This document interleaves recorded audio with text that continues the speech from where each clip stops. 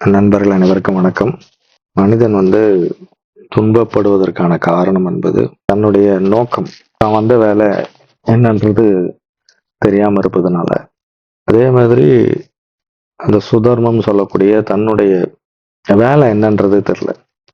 அதாவது உலக வரலாறுகள், உலகத்தில் இருக்கிற அத்துணை சமூகங்களும் தனக்கே உரிதான நிறைய சட்டத்திட்டங்களை உருவாக்குனதுனால ஒரு குடும்ப வயப்பட்டு, சமூக வயப்பட்டு, அரசியல் வயப்பட்டு, நாடு வயப்பட்டு மனிதன் ரொம்ப சின்னவனா மாறிட்டான்.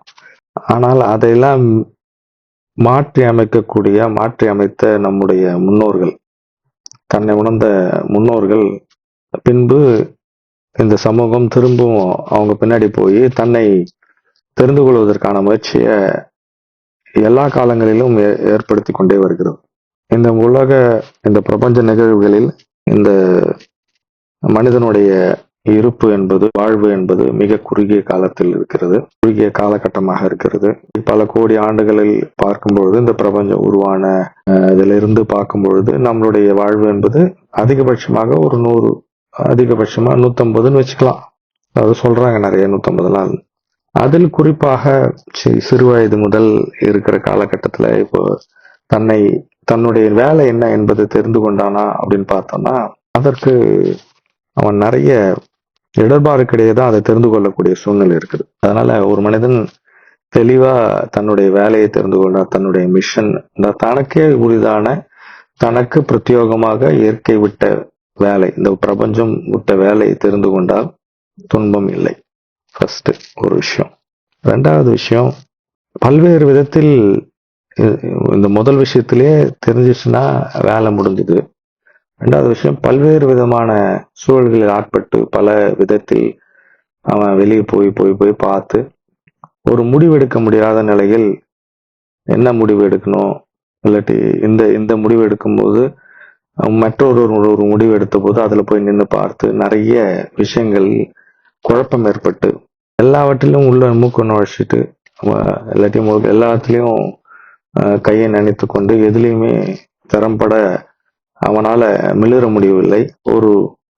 எதை தேர்ந்தெடுக்க வேண்டும் என்ற ஞானம் அவனுக்கு இல்லை. அந்த ஞானம், எதை தேர்ந்தெடுக்க வேண்டும் என்ற ஞானம் இருந்ததுன்னா அவனுடைய பயணம், அவனுடைய வாழ்வு, அவன் எடுத்த முடிவு என்பது மிக தெளிவாக இருந்திருக்கும். இது ஒரு ரெண்டாவது விஷயம். மூணாவது, தன் உடம்புக்கு பஞ்ச புலன்களில் அடிமைப்பட்டு, தன்னுடைய குடும்பத்தினுடைய சூழலுக்கு அடிமைப்பட்டு, அதே போல தன்னுடைய எண்ணங்களுக்கு அடிமைப்பட்டு, மதத்துக்கு, இனத்துக்கெல்லாம் அடிமைப்பட்டு, இந்த பொருளாதாரத்துக்கு அடிமைப்பட்டு தன்னுடைய சுயத்தை இழந்து ஒரு ஒரு இயந்திரமயமான ஒரு வாழ்வை வாழ்ந்து கொண்டிருக்கிறான். யாருக்குரிய இயந்திரம்னே சொல்லலாம். சுவிட்ச் போட்டா வேலை செய்யணும் மாதிரி சமிக்கைகளை பார்த்து இழந்து கொண்டே இருக்கிறது. ஒரு கட்டத்தில் தன்னுடைய மனதிற்கே அடிமைப்பட்டு இருப்பது என்பது ஒரு நிலை. அதிலிருந்து விடுபட்டு விட்டால் என்றால் அந்த சுதந்திர உணர்வு, தான் யாருக்கும் அடிமைப்பட்டவன் அல்ல, இறைவன் ஒருவனே, அவனுக்காக நான் வாழ்ந்து கொண்டிருக்கிறேன் என்பதை சுதந்திரம், எந்த விதம் அடிமை இல்லாமல் உடல் உணர்வுக்கு, சமூக உணர்வுக்கு மற்றும் பொருளாதாரம், இயற்கை எல்லாவற்றிலிருந்து விடுபட்ட நிலை இருக்குமானால் அவனோட வாழ்வு சரியானதாக இருக்கும். அதே போல பொறுப்பு அப்படின்னு சொல்லிட்டு பொறுப்பாக இருப்பது ரொம்ப நல்லது. அதாவது பொறுப்பு என்னை மன அழுத்தத்தை ஏற்படுத்துமானால், மிகப்பெரிய பொறுப்பு என்பது என்னை நான் சரியாக பார்த்து கொள்வது. உலகத்தை பார்ப்பது, குடும்பத்தை பார்ப்பது, உங்களுடைய வேலையை பார்ப்பது, எல்லாவற்றையும் சரியாக பார்ப்பது, ஆன்மீகம் போன்றவைகளை பார்ப்பது சரி. ஆனா அது ஒரு மனதை அழுத்தத்தை ஏற்படுத்தாமல் இருக்கும் பட்சத்தில் அது ஒரு பொறுப்பு உணர்வு அப்படின்ற நிலையில பார்க்கும்போது மிக அற்புதமா இருக்கும். எப்படி பார்த்தாலும் நம்முடைய வாழ்வு என்பது இந்த பிரபஞ்ச ஓட்டத்தை ஒட்டி தான் இருக்கும். எப்படின்னா, எப்படி ஒரு ட்ரெயின்ல ஏறுறோம் இல்லாட்டி ஃப்ளைட்ல ஏறுறோம் அப்படின்னா அது எங்க நிக்குதோ அங்கதான் இறங்க முடியும். அந்த மாதிரி இறைவன் விட்ட வழியில் தான் நாம் செயல்பட முடியும். அந்த தன்மை முதல்ல புரிஞ்சிச்சுன்னா, இந்த 5 தன்மைகளும், ஒன்று வழி தெரியுது. சரியான வழி தெரிஞ்சாலும் விடுதலை, சரியான தேர்ந்தெடுத்தல் இருந்தாலும் விடுதலை, அடிமைத்தனம் இருந்தாலும் ஒரு விடுதலை. அதுக்கப்புறம் பொறுப்பு, தன்னை பார்த்துக் கொள்வதுதான் மிக உன்னதமான பொறுப்பு என்பது அது ஒரு விடுதலை. விடுதலைக்கெல்லாம் விடுதலை என்பது சரணாகதி.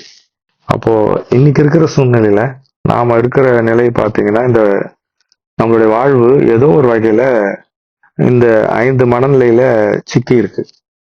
இதுல 1, 2 கண்டிப்பா எல்லாருக்கும் இருப்பதற்கான வாய்ப்புகள் இருக்கு. நமக்கு இன்னைக்கு இருக்கிற சூழல் மிக பொருத்தமா இருக்குது. இப்ப என்ன தேவை அப்படின்னா, இந்த அதிர்வினைவு. என்ன அதிர்வினைவு இயங்கிட்டு இருக்குது அப்படின்னா, வழி தெரியாம திக்குமுக்கா ஆடிக்கிட்டு இருக்குது இந்த உலகம். Wild vote. இந்த இந்த சூழலை சரியாக கையாளுவதற்கு ஒரு ஞானம் தேவை. செராட்டோ, நான் எடுத்த முடிவுகளும் ஞானமும் என்னை கட்டுப்படுத்தாமல் தனித்தன்மையோடு இருப்பது. நான் எடுத்த முடிவுகளே சில நேரத்துல ஒரு வகையில மாற்றத்துக்கு உட்பட்டு வேணுமானால் அந்த மாற்றத்தை ஏற்றுக்கொள்வதற்கு சென்டாரி. அதுக்கப்புறம் பொறுப்புணர்வோடு பொறுப்பாற்றல் அப்படின்றது எல்ம். இப்ப இருக்கிற நிலையில இந்த உலகம் எப்படி போகும்னு எனக்கும் தெரியல, உலகத்துல இருக்க யாருக்கும் தெரியல. இறை கடாட்சம் தேவை அப்படின்றதுதான் எல்ம். திடீர்னு ஒரு மிராக்கிள் நடக்கணும் அப்படின்னு. அதுக்கப்புறம் ஸ்வீட் செஸ்னட் அப்படின்றது இந்த நாளும் நான் பொறுப்பு, நல்லா எனக்கு வழி தெரிஞ்சிச்சு, எனக்கு ஞானம் இருக்கு, விடுதலை இருக்கு, பொறுப்புணர்வு இருக்கு, வாழ்க்கையை நடத்துவதற்கும் வாழ்க்கையை இந்த உலகத்தில் இருப்பதற்கும் என்னை அனுமதிக்க இந்த இறையருள்வான். ஸ்வீட் செஸ்னட் இந்த remedy, 5 remedy: wild vote, cerato, Centauri, Elm, sweet chestnut. இந்த 5 ரெமெடியும் நம்மள அடுத்த கட்டத்திற்கு நகர்த்தும். ஒவ்வொரு அதிர்வினைவுகளும் நமக்கு இன்னைக்கு இருக்கிற சூழலை ஒட்டி இயங்குவது. நமக்கு வருங்காலம் அதாவது அதிர்வலைகள் இன்னும் கொஞ்ச நாளைக்கு, எவ்வளவு நாளைக்குன்னு நம்ம அறுதிட்டு கூற முடியாவிட்டாலும் குறைஞ்சபட்சம் நம்ம இந்த பிரபஞ்சத்தின அதிர்வலைகளையும் உலகத்துடைய அதிர்வலையும் மாற்ற முடியாது. ஆனால் இந்த பிரபஞ்சத்தினுடைய அதிர்வலையும் உலக அதிர்வலைகளையும் அதை ஏற்றுக்கொண்டு அதை தகவமைத்துக் கொள்ள இந்த ஃப்ளவர் கான்சியஸ்னஸ் சொல்லக்கூடிய இந்த 5 ரெமெடி, இந்த காம்பினேஷன்ஸ், இந்த கான்சியஸ்னஸ் மிக அற்புதமாக ஹெல்ப் பண்ணும். வைல்டு ஓட்டு டைரக்ஷன், கரெக்டான டைரக்ஷன், எந்தெந்த சூழ்நிலை எதை கடைபிடிக்க வேண்டும் புரிந்து கொள்ளுன்ற நிலையில் செராட்டோ. சென்டார் என்றது எதுக்கு அடிமைப்படாமல், யார் சார்பும் இல்லாமல் தனித்து இயங்குதல். எல்மில் எல்லாவற்றோட பொறுப்புணர்வோடு இருத்தல். இதுக்கு எல்லாத்துக்கும் எனக்கு இறையருள் வேணும்ன்ற நிலையில இந்த ஸ்வீட் செஸ்னட். கரெக்டா 6 நாள் இந்த 5 ரெமெடி, அதாவது wild vote, cerato, Centauri, Elm, sweet chestnut. அடுத்த 2 நாள் ராக் வாட்டர் ஃபர்ஸ்ட் ரவுண்ட்ல.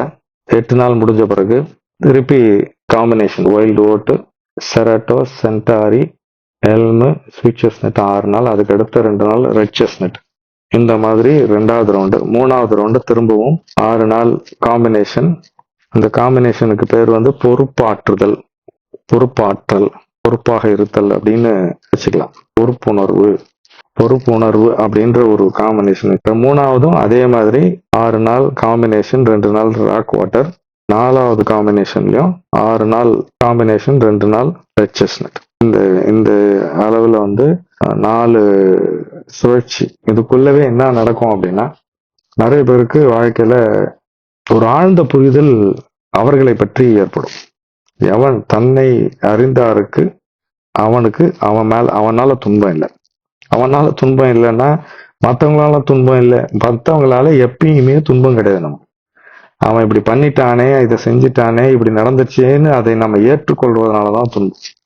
தன்னை அறிந்தாருக்கு தனக்கு ஒரு கேடு இல்லை என்ற மாதிரி பொறுப்புணர்வு அப்படின்ற ஒரு உன்னதமான விஷயம். எவன் ஒருவன் தன்னைத்தானே ஒரு பொறுப்பு ஆற்றலோடு தன்னை பாவித்து அந்த பொறுப்பாற்றலை சரியாக பயன்படுத்துறானோ, பொறுப்போடு இருக்கிற ஆற்றலை பயன்படுத்துறானோ, அவன் மிகப்பெரிய அளவுல துன்பத்திலிருந்து விடுபடுவான். துன்பத்திலிருந்து விடுதலை ஆவதற்கு தான் இந்த எல்லா ஞானிகளும் உழைச்சி கொண்டிருக்கிறாங்க. துன்பத்திலிருந்து விடுதலை என்பது இன்பமாக இருத்தல் அல்ல, துன்பம் அற்ற நிலை, ஒரு ஏக அந்த நிலை. ஏக அந்தன்னா அதே சமநிலை. அந்த சமநிலையை இந்த காம்பினேஷன்ஸ் அற்புதமா ஹெல்ப் பண்ணும். பயன்படுத்தி பாருங்க.